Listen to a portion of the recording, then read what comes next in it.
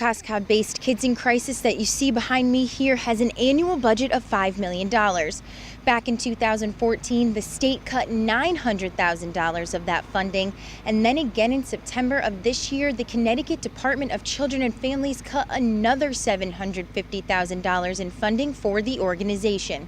I am very concerned about how do we strategize for the long-term sustainability of the organization, because we can't afford not to be here for children. Now, the Greenwich community is coming together to help support this nonprofit that has been helping children in southwestern Connecticut for 37 years. Kids in Crisis is the only program in the state of Connecticut that accepts calls from parents of all children newborn to 17. Kids in Crisis, I think there's a fundamental misunderstanding, is not a group home. It's an emergency respite. Right now, Executive Director Sherry Shapiro says 8 of the 10 beds are occupied by children going through a crisis, whether that is a divorce in the family, mental health issues, bullying at school, or anything else that child considers a crisis.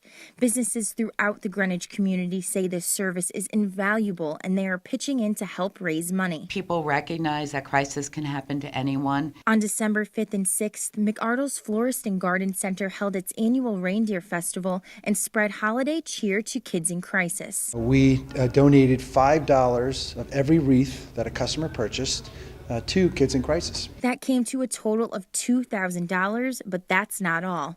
McArdle's is also selling these boxed chocolates, and 100% of the proceeds go to Kids in Crisis. We consider it a great asset, and we're really, we feel fortunate to be able to help them. Kids in Crisis neighbor, the Coscobber, donated a portion of sales to the nonprofit. Stephen Fox Jewelry had a pizza fundraiser, and Candy Fletcher of Minutemen Cleaners held a Halloween bake sale. In less than a week, she raised $550.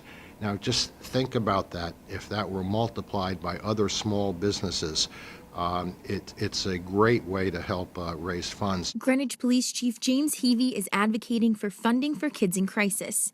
In a letter to the editor, Heavey states, "Kids in Crisis is a critical team member for the Greenwich Police Department's restorative justice programs.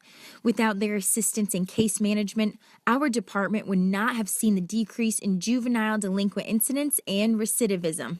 Also advocating on behalf of Kids in Crisis is the Needs Clearinghouse. We've reached to every level in the state government, from the governor on down, trying to get them to reconsider the rescission. Joe Calico of the Needs Clearinghouse knows firsthand how important Kids in Crisis services can be.